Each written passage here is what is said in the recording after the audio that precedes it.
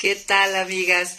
Ya pusimos el arbolito, ya sacamos los suéteres, las botas y bueno, hola, amigas. Muy buenos días. Entonces dijimos que es el 1 de diciembre del 2023, 11 en punto de la mañana. Y bueno, pido ahora sí que estamos en nuestro curso de oración, ya al final de nuestro libro de Timothy Keller sobre la oración. Y pues quiero, la verdad, comenzar orando para que no nos vaya a fallar el internet, porque ya empezamos con algunos tropiezos en ese sentido. Pero bueno, Señor, aquí estamos. Gracias por todo lo que nos has mostrado acerca de la verdad de la oración, Señor. Gracias porque tenemos acceso libre a tu palabra aquí en nuestro país. Gracias por esta libertad de poder conectarnos, de poder transmitir y de poder hablar a otros de ti, Señor. Muchas gracias. Pedimos muy especialmente que hoy nos bendigas, que hables a nuestro corazón, que seas nuestro maestro, que guardes cualquier interrupción. Tú gobiernas aún en el internet y todas las cosas, Señor, permite que podamos llevar esta clase y enséñanos, Señor. Estamos un viernes más aquí pidiéndote que, como los discípulos te dijeron, enséñanos a orar. Gracias, Padre, en el nombre de Cristo Jesús. Amén.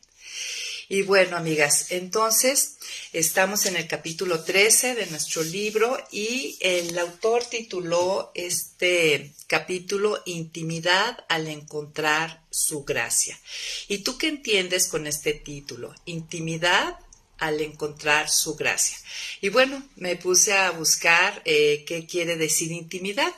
Y intimidad significa o se refiere a una conexión profunda entre dos personas, que se basa en la confianza, la honestidad y la vulnerabilidad. Entonces, intimidad se refiere a la conexión que hay entre dos personas, en este sentido, entre la persona de Dios, la Trinidad, las tres personas de la Trinidad y mi persona.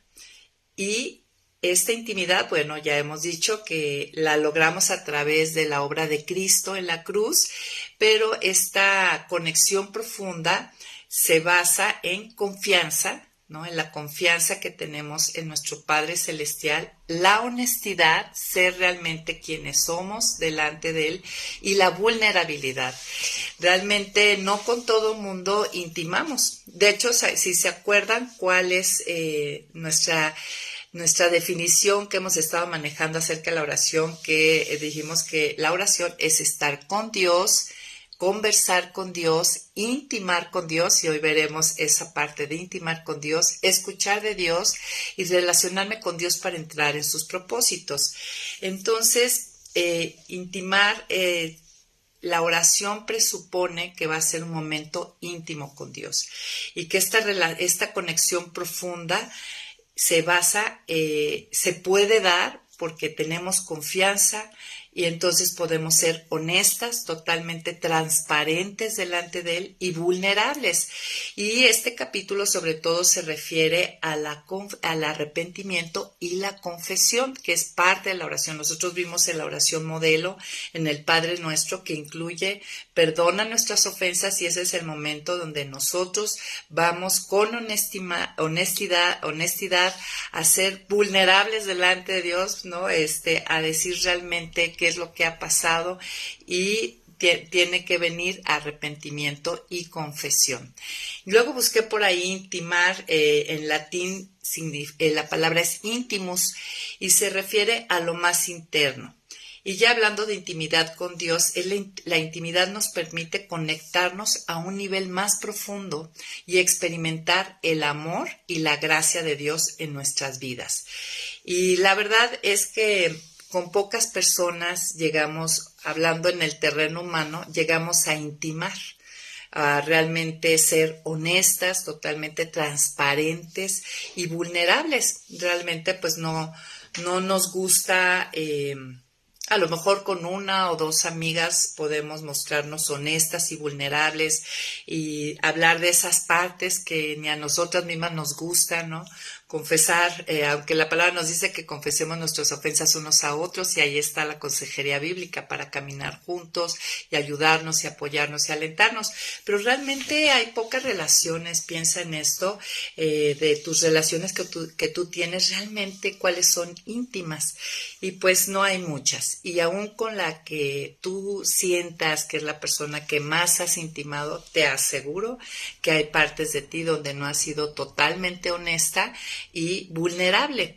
Pero bueno, la buena noticia es que a través de la obra de Cristo se establece una relación con Dios donde podemos realmente intimar. Él es la persona, ellos son, porque es una trinidad con los que podemos ser totalmente honestos, vulnerables y actuar en confianza. Y hoy vamos a entender de eso, ¿no? Acerca de que la oración presupone y debe de llevar a un autoexamen, y ese autoexamen a un arrepentimiento y por lo tanto a una confesión y recibir el perdón de pecados, ¿no? Nuestra vida de oración es el lugar donde deberíamos examinar nuestras vidas y encontrar los pecados que de otra forma no reconoceríamos, ya sea porque somos insensibles ya a ellos o por estar demasiado ocupados. Yo no sé realmente de tu día a día si sí vives este autoexamen, este arrepentimiento y esta confesión, o hay muchos pecados que se han ido acumulando, no confesados, y andamos con conciencias cargadas, con una vida espiritual, un crecimiento espiritual detenido. Hoy estaremos hablando de la importancia de esto y cómo es el marco en que se debe dar un verdadero autoexamen y arrepentimiento y confesión. Yo te preguntaría esta mañana, ¿tú qué haces cuando el Espíritu Santo te da convicción de pecado, justicia y juicio? Porque eso dice la palabra que hace el Espíritu Santo. En todos los que mora, en sus hijos, en los que hemos sido adoptados, el Espíritu Santo tiene entre muchas cosas que él hace, esta tarea de darnos convicción de pecado, o sea, de que algo está mal, de justicia, ¿no? De que las acciones merecen una retribución, ¿no? Las acciones malas, pues una retribución en consecuencia, de justicia y juicio, ¿no? De que realmente hay alguien, aquí hay un juez soberano.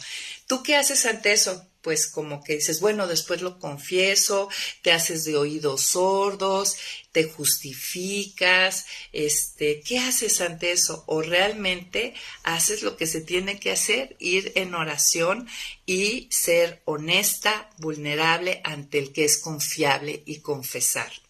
Miren, en el Antiguo Testamento, todos estos rituales de lavamientos y aspersiones eran maneras por el cual este sistema ceremonial judía expresaba una verdad esencial, pues que ninguno de nosotros somos lo que deberíamos ser, ¿no? Todos conocemos la culpa, la vergüenza, ¿no? Y deberíamos de hacer algo para limpiarlo, y generalmente queremos hacer algo para limpiar esa suciedad. Creyentes y no creyentes sabemos que Dios puso en el corazón del hombre la conciencia. Entonces, creyentes y no creyentes vivimos esto, la conciencia y el que nos muestra que algo está mal, pero en el creyente, donde mora el Espíritu Santo, esto toma una dimensión más profunda, más clara, más fuerte.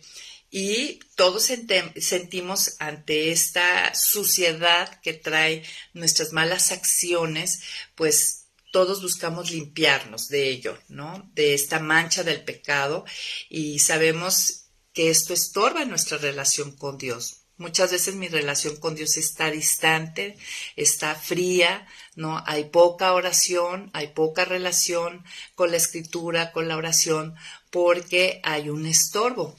Y pues lo sabemos, hacemos muchas cosas, desde tener arrepentimientos de la carne, legalistas, donde hay como mucho dolor, mucha autoflagelación, que realmente hoy vamos a hablar de cuál es el verdadero arrepentimiento, o hasta querer hacer obras, ¿no? Muy activas en la obra de Dios para tapar nuestras culpas, nuestra vergüenza, para compensar delante de Dios.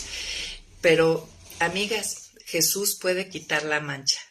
Dios no nos llama a expiar por nosotras nosotras mismas nuestro pecado, ¿no? Jesús puede quitar la mancha. ¿Se acuerdan en Viéndonos como Dios nos ve? Vimos un capítulo que era que somos limpiadas, he sido limpiada, ¿no? Estamos limpias de esa mancha del pecado. Él murió para quitar todas esas manchas que nosotras, por nosotras mismas, nunca podríamos remover. Debemos dejar de intentar limpiarnos a nosotras mismas a través a veces del autocastigo o creernos limpios, ¿no? Negar nuestro pecado. Mucho a veces del autosabotaje hemos escuchado esta palabra, aún siendo creyentes, tiene que ver esto, con que no hemos, aunque confesamos, no hemos entendido bien lo que está ahí, lo que es la confesión, el perdón que recibimos, el pago del pecado, que hoy estaremos viendo. Lo que se espera es que debemos de ir a Él en oración y ver su obra en la cruz y admitir nuestro pecado y renunciar a Él. Eso es lo que se espera, no que busquemos nosotras limpiarnos a nosotras mismas. Ni se supone que cuando el Espíritu Santo nos da convicción de pecado, pues ahí, ok, sí, aquí me está, sí, esto está fallando, ¿no? O sea, se trata de ir a doblar rodilla, doblar el corazón y tener ese momento de arrepentimiento y confesión.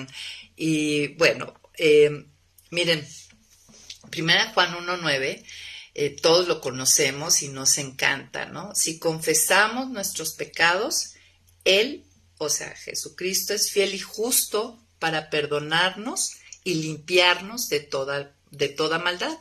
Entonces lo que estamos diciendo, que Él es fiel y justo. Él ha hecho, hoy veremos que Él ha hecho un pacto. Dios ha hecho un pacto a través de Cristo con nosotros y ya ha prometido a que todo el que cree en Cristo le será perdonada, le será quitada la deuda, no tendrá que pagar por ella y además Él es fiel y justo para perdonarnos y limpiarnos, es decir, quitar la mancha del pecado y hacernos libres del pecado.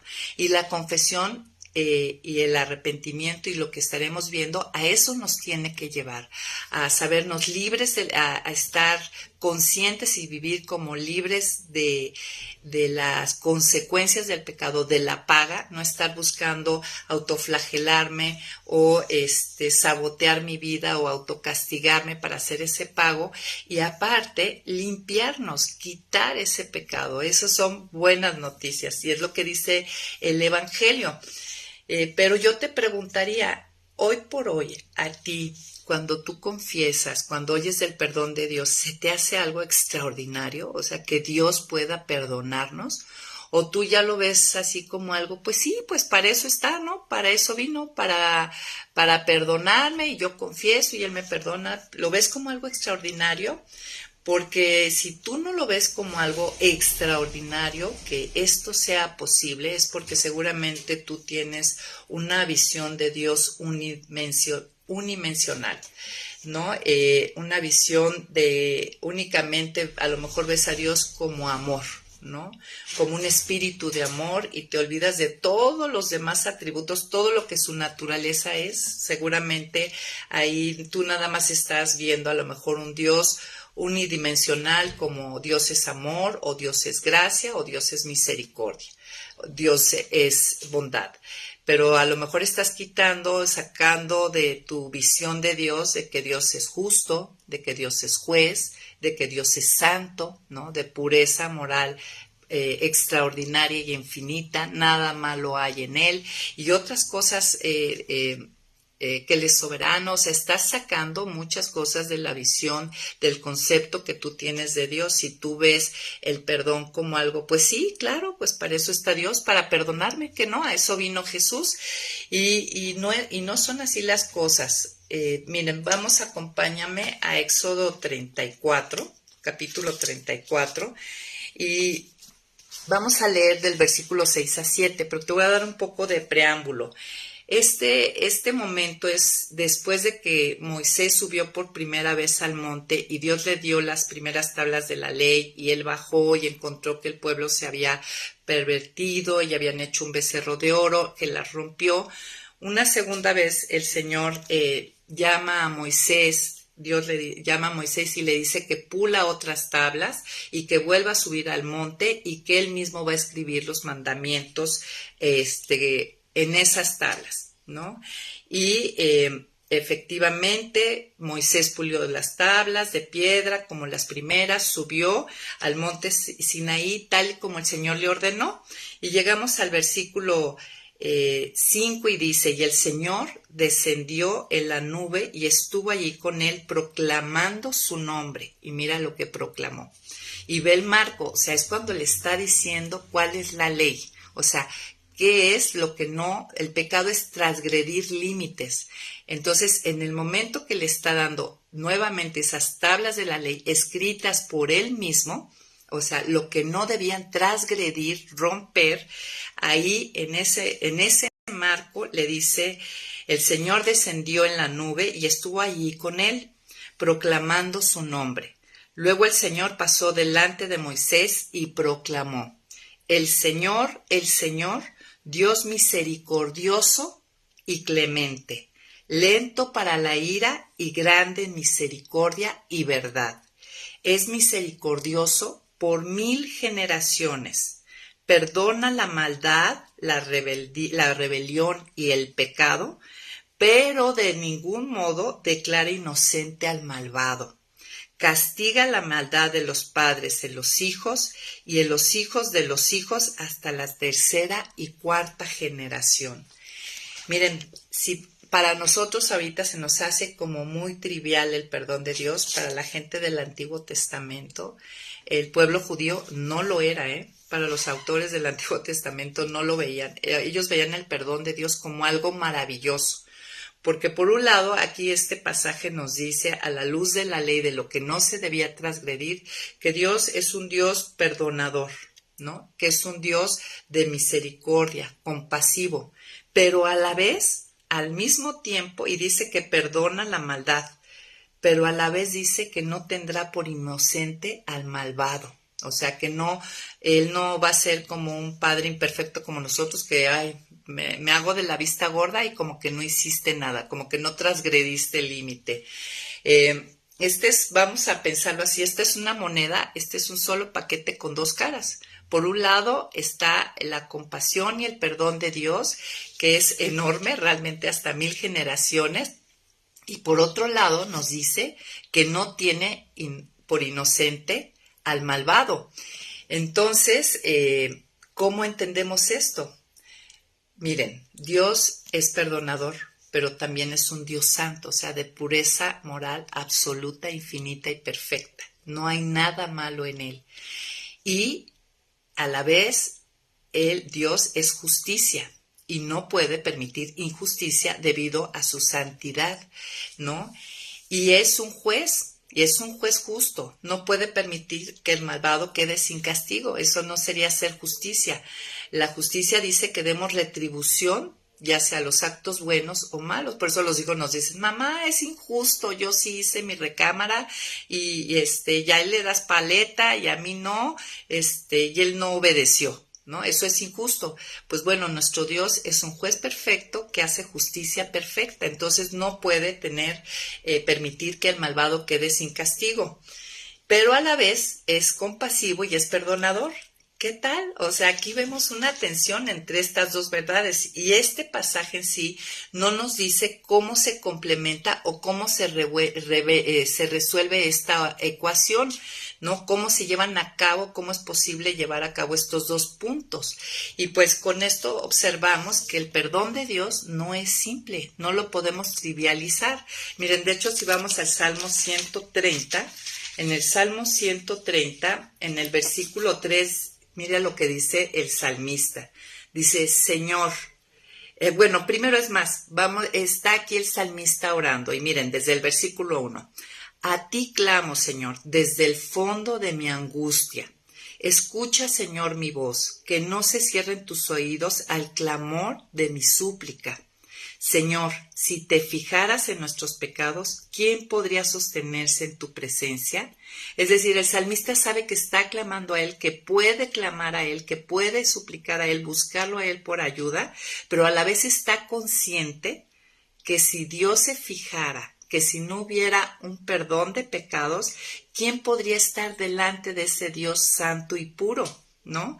Pero en ti hallamos perdón para que seas reverenciado. O sea, el perdón de Dios, el salmista que dice, aquí dice que el saber que él no merecería estar delante de Dios, teniendo acceso a él, pidiendo de su ayuda, él sabe que puede hacer esto en base al perdón y no lo ve como un perdón barato, puesto que a él dice para que seas reverenciado, para que tengas honra. O sea, lo lleva a honrar a Dios. Es entender y recibir este perdón. También, si vamos a Miqueas, miren en Miqueas lo que dice en Miqueas 7, en el versículo 18 y 19, me encanta lo que dice aquí el profeta. ¿Qué otro Dios hay como tú que perdona la maldad y olvida el pecado del remanente de su pueblo?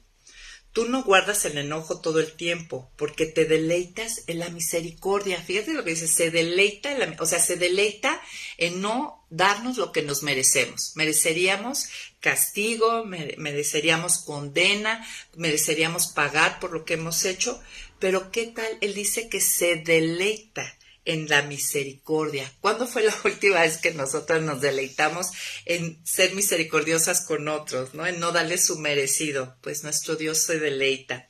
Tú volverás a tener misericordia de nosotros, sepultarás nuestras inequidades y arrojarás al mar profundo todos nuestros pecados. Entonces, el perdón que recibimos de Dios ante un Dios justo, un juez justo, que no puede, santo, que no está de acuerdo con la injusticia, con la maldad, se compadece, nos perdona, pero a la vez no tiene por inocente al culpable. Entonces, vamos a ir entendiendo cómo es posible esto. Pero esto es posible por el pacto que Dios hace. Dios ha decidido relacionarse, o la forma en que se relaciona con las personas es mediante un pacto. No hay un pacto, es un acuerdo o contrato entre dos o más personas que se comprometen a cumplir lo estipulado, ¿no? Se comprometen a fidelidad, a cumplir esas promesas. Y si regresamos un poquito a Éxodo 34, nada más recordando, hay varios pactos que ha hecho Dios con la humanidad. El primer pacto fue con Abraham, ¿no? Deja tu tierra y tu parentela y yo te daré descendencia y haré una gran nación. Después hace un pacto con Moisés. Y fíjense, después de que le da las tablas, aquí mismo regresando a Éxodo 34, donde le dice que él perdona la maldad y se compadece, pero que no tiene por inocente al culpable, dice después de eso en el versículo 8, con gran rapidez Moisés bajó la cabeza hacia el suelo y adoró ante esto que dijo Dios. Y luego dijo, Señor, si me he ganado tu favor, quédate en medio de nosotros. Este es un pueblo de dura cervix. Así que perdona nuestra maldad y nuestro pecado y recíbenos como tu pueblo. El Señor contestó, mira, yo hago un pacto delante de todo tu pueblo. Voy a realizar maravillas nunca antes vistas en toda la tierra, ni en ninguna nación. Todo el pueblo en medio del cual tú estás verá las obras tan sorprendentes que yo, el Señor, haré contigo. Le dice, tú cumple lo que hoy te mando. Verás que voy a echar de tu presencia a los amorreos y cananeos, hititas, fereceos, givitas y jebuseos. Pero ten cuidado, no hagas alianza con los habitantes de la tierra a la que vas a entrar, para que no sean un tropiezo. Ustedes derribarán sus altares y así empieza Dios a decirle, yo te ofrezco esto. E incluso en Éxodo 6:7 anteriormente ya había dicho, haré de ustedes mi pueblo y yo seré su Dios. Dios está ofreciendo mucho, pero a la vez le está pidiendo, pero tú cumple hoy con esto que te pido. Pero si vemos la historia en la Biblia, vamos a encontrar que la Escritura nos revela que el pueblo rompe una y otra vez esas promesas. El pueblo es infiel, no cumple con esas promesas, con ese pacto y esas obligaciones que tenía para con Dios, y vemos cómo efectivamente llegan a perder algunas de las bendiciones Sin embargo, el pacto no queda nulo, que hubiera sido lo lógico, que ellos hubieran sido desechados, ¿no? Yo te ofrecí esto, me rebelé completamente, con poder, con fuerza, o sea, tu fe no fue ciega. Tú creíste y confiaste en mí porque me rebelé clarísimo, ¿no? Desde Abraham, el estéril pudo tener hijos, un pueblo que estaba en Egipto oprimido por 400 años, yo lo libero, muestro las plagas, abro el mar, derribo a todos los egipcios y ahorita te voy a llevar. Voy a hacer de ti una nación, ya tengo el pueblo, ahora necesito la tierra y ahora te voy a seguir mostrando. En el desierto yo te di maná, yo te di agua, Dios mostró todo lo confiable que podía ser, ¿no? Pero este pueblo, no, él fue fiel, ¿no? Dios es fiel, cumple sus promesas, pero el pueblo fue infiel. Rompió todas estas promesas, todas estas obligaciones. Sin embargo, les digo, lo extraordinario es que Dios no los desechó, ¿no? Dios permanece fiel y nos dice que nos perdonará y le dice al pueblo que lo perdonará y lo restaurará e incluso habla de un pacto todavía más favorable a nosotros viendo ante nuestra debilidad, ante nuestra situación caída. Y miren en Jeremías, vamos al capítulo 31 y vamos a leer del versículo 31 y 34. Veamos este pacto que hace Dios a este pueblo rebelde, infiel. Y bueno, todas nos podemos identificar. Dice, vienen días en que haré un nuevo pacto con la casa de Israel y con la casa de Judá. Y nosotros sabemos que ese nuevo pacto viene a través de Jesús. Dice, no será un pacto como el que hice con sus padres cuando los tomé de la mano y los saqué de la tierra de Egipto, que es lo que acabamos de leer en Éxodo 34, ¿no? Porque yo fui para ellos como un marido, pero ellos quebrantaron mi pacto. Cuando hayan pasado esos días, el pacto que haré con la casa de Israel será el siguiente. Pondré mi ley en su mente y la escribiré en su corazón. Y yo seré su Dios y ellos serán mi pueblo. Anteriormente puse las leyes en unas tablas de piedra, pero ahora pondré mi ley en su mente y las escribirá en nuestro corazón. Y yo seré su Dios y ellos serán mi pueblo. Nadie volverá a enseñar a su prójimo ni a su hermano, ni le dirá, conoce al Señor. Porque todos ellos, desde el más pequeño hasta el más grande, me conocerán. O sea, Dios, a través de este nuevo pacto que es en Cristo, nos da la posibilidad, los ojos de nuestro entendimiento son abiertos, son iluminados para poder conocerlo tal cual es. Y yo perdonaré.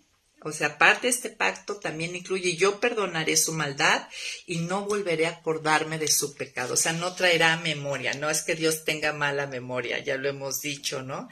Y bueno, y luego en Ezequiel 36, miren cómo sigue ratificando el pacto ante un pueblo infiel que rompe, que peca, que rompe los mandamientos, los lineamientos. Dios dice, yo los recogeré de todas las naciones y países y los traeré de vuelta a su tierra. Esparciré agua limpia sobre ustedes, lo que estábamos diciendo, quita la mancha, y ustedes quedarán limpios de todas sus impurezas, pues los limpiaré de todos sus ídolos. Les daré un corazón nuevo y pondré en ustedes un espíritu nuevo. Les quitaré el corazón de piedra que ahora tienen y les daré un corazón sensible. Pondré en ustedes mi espíritu y haré que cumplan mis estatutos y que obedezcan y pongan en práctica mis preceptos. En este nuevo pacto en el que estamos, amigas, es posible la victoria sobre el pecado y el medio es a través, en nuestros momentos de oración, a través del arrepentimiento y la confesión. Y ustedes habitarán en la tierra que les di a sus padres y serán mi pueblo y yo seré su Dios. Yo los limpiaré de todas sus impurezas y haré que venga el trigo y la multiplicaré para que no pasen hambre. Una vida bajo el cuidado de nuestro Padre. Pues ya en el Nuevo Testamento, a través de todos los escritores del Nuevo Testamento que Dios inspiró, este enigma de esta moneda de Éxodo 34, de que no tiene por inocente al culpable, pero que a la vez es un Dios perdonador, queda revelado, ya queda entendido, ¿no? Para todos los hijos. Dios ofreció a su propio Hijo como un sacrificio de expiación, o sea, de pago por el pecado, y que se recibe por fe, por gracia, ¿no? Únicamente es creer. De este modo, Dios es justo y a la vez Él es el que justifica a los que tienen fe en Jesús. Él no es solamente un Dios de amor, misericordioso y bondadoso, Él actúa en todo momento siendo todo lo que Él es. Y esa es la grandeza y la sabiduría de Dios, amigas, que Él actúa en todo momento en consecuencia a la naturaleza de su persona. Él mismo satisface las condiciones del pacto y así nosotros podemos gozar del amor incondicional de Dios. Dios puede ser justo hacia el pecado, no tener por inocente al culpable, sino que por eso estuvo ahí Cristo tomando nuestro lugar, recibiendo el castigo que yo merecía y justificar misericordiosamente los pecadores. Quedó libre de condenación, ya no hay deuda y ya no hay condena, ¿no? ¡Qué maravilla! Bueno, y ¿saben qué? Entender cómo Dios hace posible su pacto con nosotros, a pesar de nosotros, nos tiene que llevar a algo que el autor dice, a la gratitud del perdón. Y la gratitud, el estar agradecidos por su perdón, se refiere a tener conciencia plena de lo que estoy recibiendo a través de la obra de Cristo. Que estoy recibiendo muchas cosas, pero en este punto, para ir a una buena confesión y a un verdadero arrepentimiento en la oración, la gratitud del perdón es entender que ningún pecado me puede traer condenación. Que ningún pecado que cometí antes de llegar a la reconciliación con Dios, ni el que estoy cometiendo hoy, ni el que cometeré mañana, en el futuro, me puede llevar o traerme condenación. Estoy libre de la condena lógica que debería de llevar todas mis transgresiones. Y a la vez, entender cómo Dios puede hacer posible este pacto en Cristo con nosotros, también me debe de llevar a entender el increíble costo de que se cumpla este pacto. Miren, el increíble costo es que el pecado es tan grave y doloroso para Dios que Jesús tuvo que morir. El pecado es tan grave, y vean, yo lo he dicho en otras clases, quita de la ecuación de tu vida el pecado. ¿Cómo sería? Quita de este mundo el pecado. ¿Cuál sería el problema? Por eso delante de Dios es sumamente grave el pecado. Lastima su creación, le quita, le roba a su creación todo lo que Él creó para beneficio y gozo del hombre, ¿no? Y es tan grave el pecado que únicamente con la muerte, con derramamiento de sangre, esa es la paga. Eso es lo que merece el pecado, ¿no? Entonces, entender esto debe de llevarme a la gratitud del perdón, que es tener conciencia plena de lo que estoy recibiendo en Cristo, que ningún pecado me puede traer condenación y su increíble costo, ¿no? Que el pecado es tan grave y doloroso que para Dios, ¿no? Dios tuvo que mandar a Jesús a morir. Y tenemos que reconocer estos dos aspectos, si no podemos caer en dos errores fatales, ¿no? A la hora de confesar y arrepentirnos, ¿no? Si pensamos, vamos a pensar, si no tenemos en cuenta estos dos aspectos, pensaremos que es fácil para Dios conceder perdón, por un lado, ¿no? Pues para eso vino Jesús, y dudaremos de la realidad y profundidad de nuestro perdón. O sea, realmente no nos sentiremos si no entendemos que sí hubo un pago y que fue un gran pago y absoluto y perfecto el pago. Yo seguiré sintiendo culpa, vergüenza, en fin, todo lo que conlleva el no sentirme perdonada. Y sabemos que el enemigo, el acusador, usa la culpa para manejarnos. y nos priva de toda esta vida que Dios ya está dando. No comprender el costo nos lleva a una confesión superficial, indiferente. No, pues no costó tanto. No es como cuando nosotros hemos sabido de muchos casos, ¿no? De gente que hereda el dinero, y creo que hay hasta una estadística en que en muy poquitos años se acaba eso porque no les costó. Cuando no entiendes el costo de las cosas, no las valoras. Y nosotros como mamás lo sabemos y se lo decimos a nuestros hijos, ¿no? Y también tiene que ver con entender el costo del pecado, ¿no? Conlleva la vida misma, conlleva la muerte, merece la muerte, y ya alguien tomó nuestro lugar. Entonces, no comprender este costo nos llevará a una confesión superficial e indiferente. Y una confesión superficial e indiferente no lleva a cambios del corazón, no lleva a cambios profundos, amigos. No habrá un cambio de vida.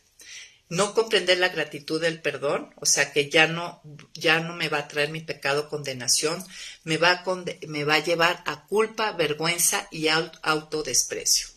Y mi identidad, o sea, lo que ha hecho como hija de Dios, mi nueva identidad no es esa.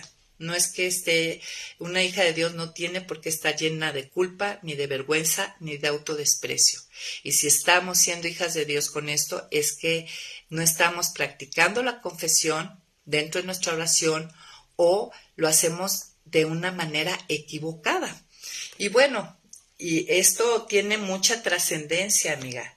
Yo te haría esta parte de la oración, el confesar, es fundamental para el crecimiento en Cristo. Yo te haría hoy una pregunta.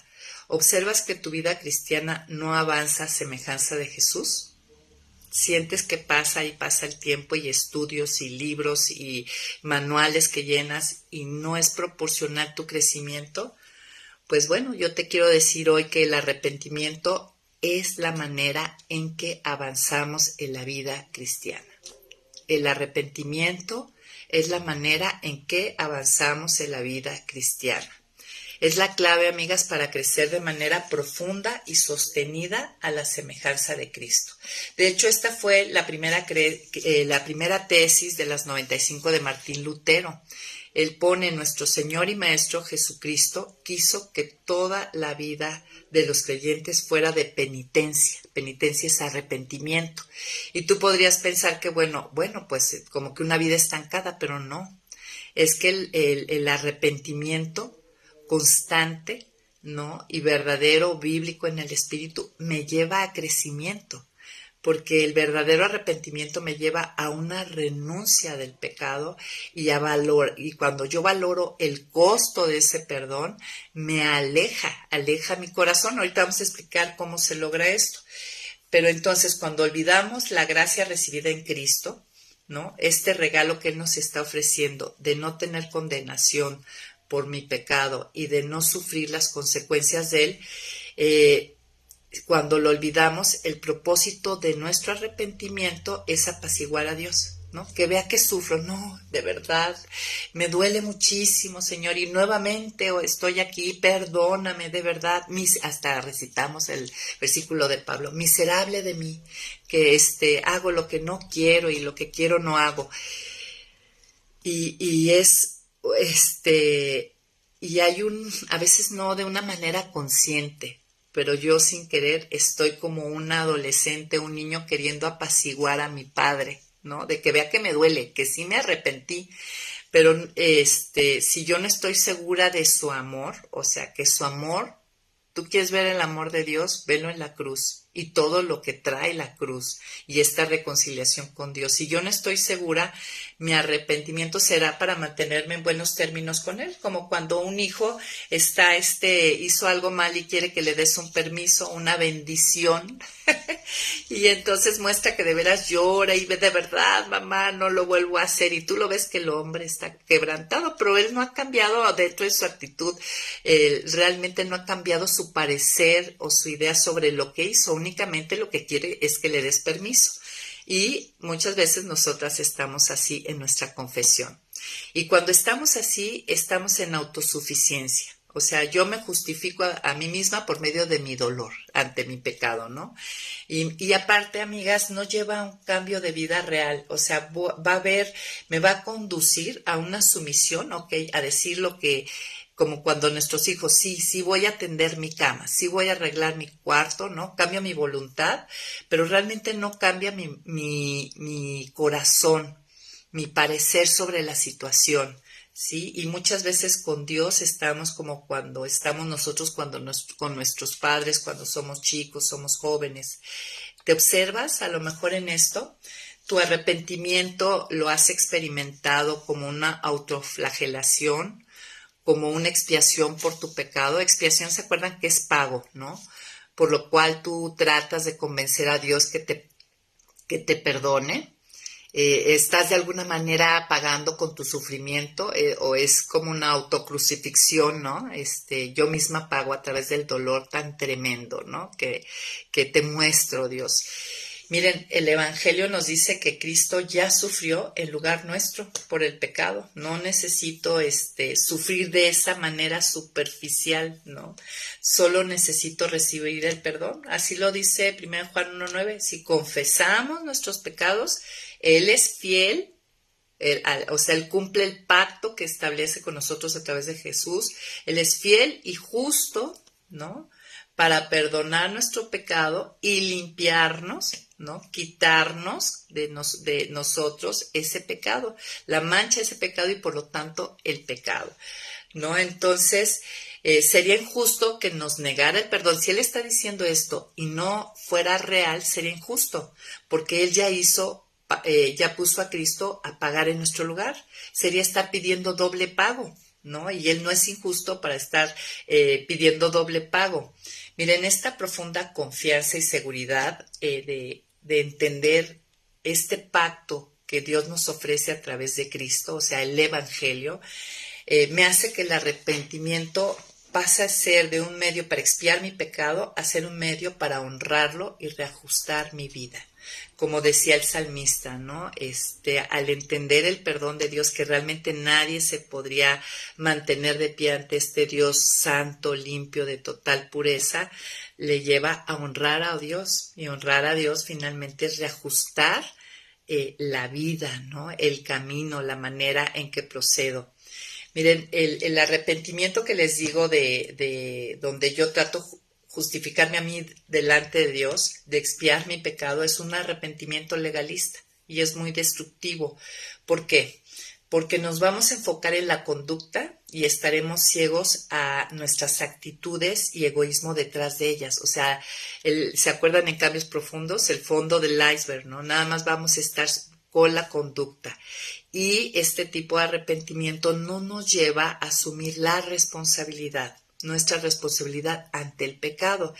Y nos diremos a nosotros y a los demás, estaremos justificando, diciendo todas las circunstancias atenuantes por las cuales transgredimos esas tablas de la ley que están escritas en nuestra mente y en nuestro corazón. Entonces, este tipo de arrepentimiento, amigas, no nos lleva a crecimiento, no nos lleva a madurez. Tenemos que tener mucho cuidado. Es muy importante el entender el amor de Dios. El Evangelio habla del amor de Dios, ¿sí? Si sabemos que somos amados y aceptados a pesar de nuestros pecados, porque ahí encontramos perdón, será más fácil reconocer nuestras faltas. Sentiremos seguridad para emitir rápido lo que estamos haciendo mal y redirigir el camino. Y esto sucede, ¿no? Cuando tú sabes que alguien te quiere a pesar de tus defectos, qué maravilla, por ti misma tratas de reivindicarlos, ¿no? Y aparte, te es fácil cuando los hijos se saben amados incondicionalmente, tienen la confianza, esa es la idea de venir a ti y decirte lo bueno, lo malo y lo feo, pidiendo ayuda, porque saben que incondicionalmente son amados, aprobados y que cuentan con tu perdón. Esa es, de hecho, la tarea de los padres, de nosotros, transmitir esto que recibimos de Dios. Esta es nuestra tarea. Entonces, entender esto es fundamental. La confesión, hay que entender que la confesión es un proceso arduo de autopurificación. ¿no? Eso ya lo hizo Cristo, eso ya está hecho. El arrepentimiento, recuerda, amiga, no es para mantenerme en buenos términos con Dios. Cristo ya lo hizo, es el que me mantiene en buenos términos con Él. Y llevar el arrepentimiento del que estamos hablando me libra de la autosuficiencia, que hasta en eso queremos ser autosuficientes, amigos, en el expiar nuestro pecado. Entonces, todas acordamos, entendemos hoy que es equivocado tomar el perdón a la ligera y olvidar el costo. Y ahí en el libro el autor nos hablaba de Martin Lloyd Jones. Dijo que perdonar el pecado, él dice en un libro que escribió, que ahorita les voy a comentar, dice que el problema más grande al cual, digamos, ¿no?, se enfrentó Dios fue exactamente el perdón de pecados, ¿no? Este justo y santo Dios, ese es humanamente hablando, lo más difícil que tuvo que enfrentar como Dios, porque tuvo que asumir la deuda y el costo del pecado para darnos perdón, ¿sí?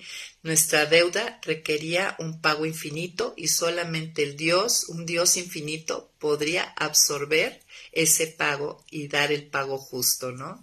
Si olvido el costo del pecado, mis oraciones de confesión, les decía, serán superficiales y triviales. No honrarán a Dios, ni van a cambiar mi vida y volveré a mis patrones de vida anteriores. O sea, de momento paro, lo has observado que confiesas algo y sí, de momento unos días, una temporada y luego recaes y recaes. Estamos atrapadas.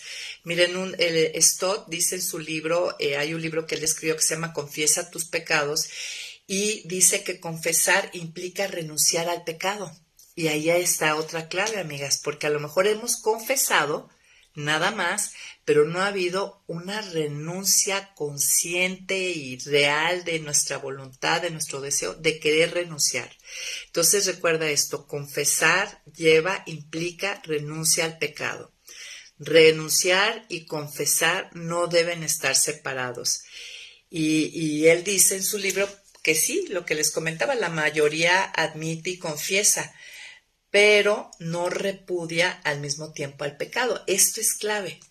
Confesar y renunciar y llevar a mi corazón, y ahorita vamos a ver cómo, al punto donde yo repudie este pecado, ¿no? Que realmente no lo quiera en mi vida, ¿no? Y eso me ayuda el Espíritu Santo y su palabra y unas claves que les voy a dar ahorita.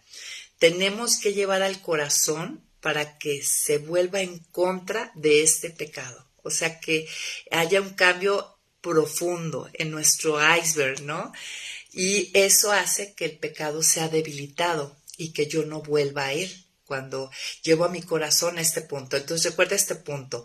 La confesión va junto con la renuncia al pecado y llevar mi corazón a que repudie ese pecado. Y esto, repudiar el pecado, es clave. Miren, el Salmo 35, vamos al Salmo 35, que es de los salmos, ya sabemos, de David. 35, perdón, no, es el Salmo 51, en el versículo 5, nos muestra, ya sabemos que es uno de los salmos, pues, exactamente de confesión y arrepentimiento que escribió David, y aquí nos muestra un punto clave, es la honestidad, ¿no? Decíamos que en la intimidad podíamos ser honestas y vulnerables porque hay confianza, ¿no? Y la confianza es por entender ese amor y esta obra en Cristo, que todo lo que me da. Mira aquí lo que dice el salmista. Dice primeramente, ¿no? Contra ti y solo contra ti he pecado. Ante tus propios ojos he hecho lo malo. Eso justifica plenamente tu sentencia y demuestra que tu juicio es implacable.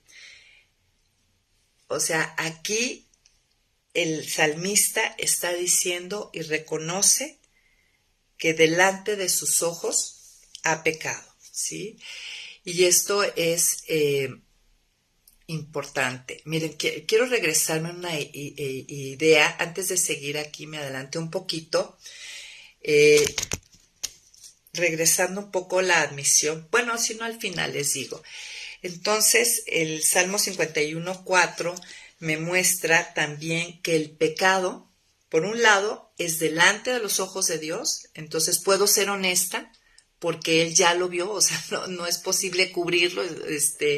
Cuando no soy honesta en esa intimidad con Él, en esta oración que estoy llamado a intimar con Él, es como Adán y Eva cuando cosen unas hojas de higuera y se tapan, ¿no? Y están atrás de un arbusto, supuestamente escondiéndose, pero puedo ser honesta porque debo de entender que delante de sus ojos lo he hecho. Y por otro lado, aquí el salmista está reconociendo que el pecado primariamente es contra Dios.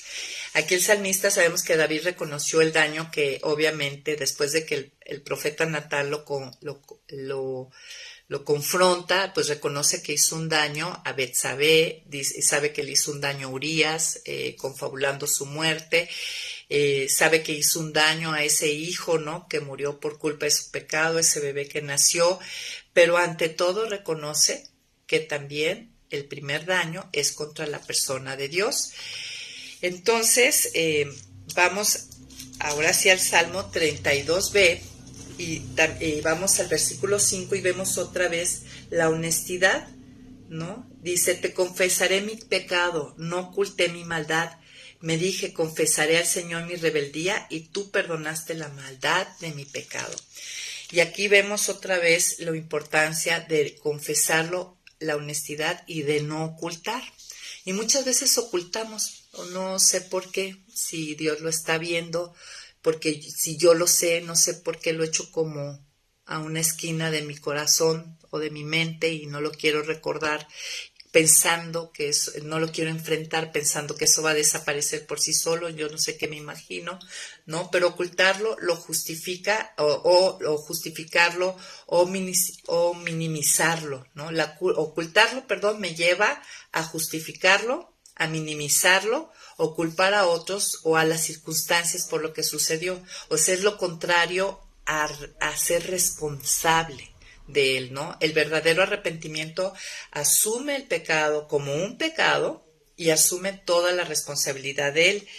Miren, ahí en el versículo 6 y 9 del Salmo 51, no, del Salmo 32, que es el otro salmo, vamos a leer del 6 a 9. Miren lo que dice con respecto a la confesión.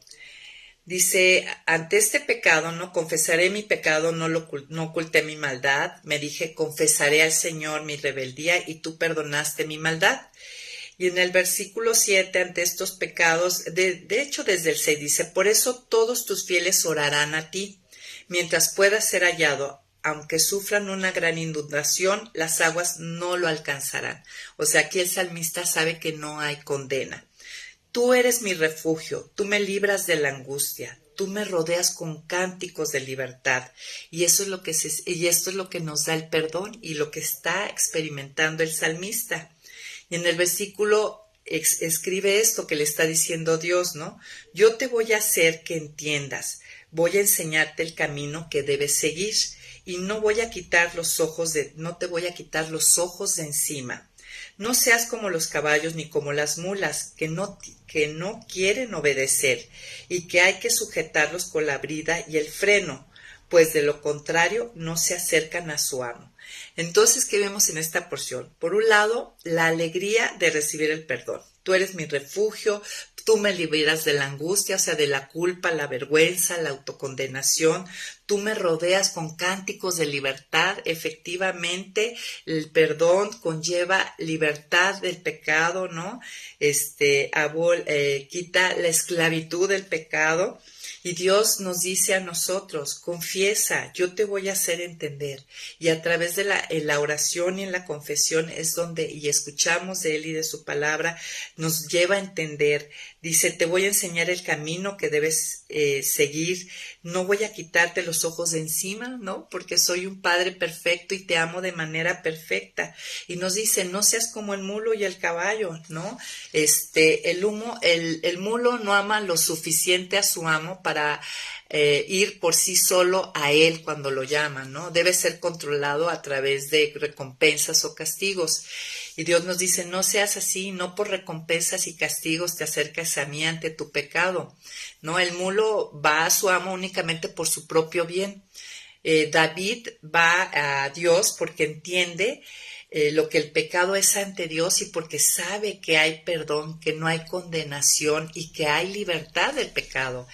Y miren, David no se presenta a confesar delante de un tirano temiendo, a veces nosotros confesamos nuestro pecado y tenemos temor, quién sabe cómo va a reaccionar, pero nosotros su palabra nos enseña cómo reacciona Dios ante el pecado y eso debe darnos confianza. David dice, el gran amor del Señor me envuelve. De hecho, el versículo 10 habla de algo, dice, el malvado le esperan muchas aflicciones, pero la misericordia del Señor acompaña a todos los que confían en Él, ¿no? O sea, el malvado, el injusto, el que no conoce al Señor, no recibe el perdón, no recibe la libertad, le esperan muchas aflicciones. Y aquí misericordia es una palabra que es Shesed, que se refiere al inquebrantable amor prometido en el pacto. David tiene en mente ese pacto. A él le tocó no tiene el pacto en Cristo, tiene el anterior pacto, pero entiende el pacto. Nosotros y nosotras tenemos una mayor revelación que David, ¿no? Ya conocemos el infinito y la profundidad de la fidelidad de Dios. Ahora, ya por último, me estoy extendiendo un poquito, amigas, pero a mí se me hizo, este capítulo se me hizo, pero central y súper importante, porque yo sé que todas las que aquí estamos queremos ir a madurez, queremos crecer, queremos ir de gloria en gloria. Entonces, este último punto. Miren, John Owen escribió en su libro La mortificación del pecado, habla sobre matar el pecado. Mortificar significa matar. Y nos dice él en su libro algo muy importante. Ser un hijo de Dios no es solo descansar seguro en su amor. Eso es una parte. Pero también es querer ser como Él, complacerlo y parecernos a Él. Eso implica también, ante un Padre tan hermoso, tan perfecto, si nosotros lo hacemos con nuestros padres terrenales, queremos no defraudarlos, cuánto más con este Padre perfecto, ¿no? Ahora, la pregunta sería, ¿cómo renunciar al pecado? O sea, ¿cómo mortificar, cómo matar el pecado, cómo debilitarlo? Y John Owen dice que reflexionando, meditando en la santidad de Dios y el amor que tenemos en Cristo, ¿sí? Y así como otras doctrinas bíblicas, especialmente las que van y rodean al Evangelio. Hace que el pecado, estar meditando en todo esto, hace que el pecado se vuelva menos atractivo, el espíritu nos hará ver su insensatez, ¿no? Y será más fácil resistirlo en el futuro, ¿no? Y esto sucede si podemos ver más allá de sus consecuencias y peligros. Claro que el pecado, muchas veces nosotros nos alejamos por la consecuencia, como los hijos, ¿no? Se porta bien porque quiere el permiso para salir el viernes o para invitar a los amigos. Pero ahí nada más estamos pensando en nosotros, ¿sí? Es autocentrado y vamos a recaer. Nosotros no somos suficiente motivación, amigas. Aunque pensamos que sí, la verdad que no, ¿no? Somos muy autodestructivos. Hay que convencer, John Owen dice que hay que convencer al corazón de la gravedad del pecado y de cómo deshonra, ¿no? El nombre de Dios. Sí, Owen nos insta a identificar los habituales patrones pecaminosos que haya en nuestra conducta y presentarlos con el pensamiento junto, llevarlos a la reflexión acerca de Dios, de su salvación, que le prediquemos a nuestro corazón. Es lo que nos está diciendo. Y él, ya por último te voy a leer cómo él, si tienes el libro en la página 224, cómo él le predica a su corazón ante el pecado. Llega a decir, por ejemplo, nos dice que pensemos, una de las cosas que debemos de pensar es reflexionar acerca o meditar de la intimidad que ahora tenemos con la Trinidad, ¿no? Esta relación que hoy se nos permite y cómo, pues, por ejemplo, Señor, podría ser, Señor, como si tú ya estableciste que pueda tener una relación contigo, permito que esto me aleje de esa relación totalmente abierta y de confianza. Eso sería como predicarle a tu corazón, pensando en ciertas doctrinas bíblicas, pensar acerca de su justicia, del sacrificio de Jesús, de la paciencia que nos tiene, ¿no? Y aquí algunas ideas de cómo predicarle a tu corazón, ¿no? Ante el pecado, ¿no? Podrías decirte a ti misma y al Señor, así es como lo trato después de todo lo que hizo. No perdonaré a pesar de que Él murió para perdonarme, ¿no? Por ejemplo, cuando no quieras perdonar a alguien, me sentiré angustiado ante la pérdida del dinero a pesar de que Él se dio a sí mismo para ser mi seguridad y mi verdadera riqueza, ¿no? Cuando estás súper ansiosa y afligida porque hay mala economía, ¿no? Alimentaré mi orgullo a pesar de que Él se vació a sí mismo de su propia gloria para salvarme, ¿no? Cuando estás muy orgullosa. Entonces, ya para cerrar, estas son algunas de las preguntas y recordar, el temor a las consecuencias cambia solo comportamientos externos, ¿sí? Una tristeza que convierte el pecado en sí en algo más odioso que el castigo, ¿no? No es por el castigo la consecuencia, sino por entender el grande amor de Dios y reflexionar y meditar en él es lo que cambia, hace cambios profundos, amigas, y nos lleva a madurez. Pues muchas gracias, Eva, Josefina, y a toda Noemí, gracias por estar, Naye, Aide, Edith, gracias, amigas, por estar aquí acompañándonos, y gracias por su paciencia, me extendí, pero que el Señor las bendiga, y a practicar la confesión considerando todo esto. Bye, bye.